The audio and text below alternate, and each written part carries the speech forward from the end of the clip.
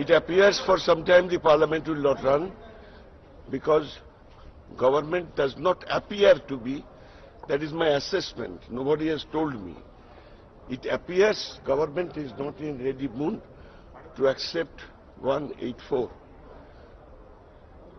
It was raised by Sushma ji and I supported her saying that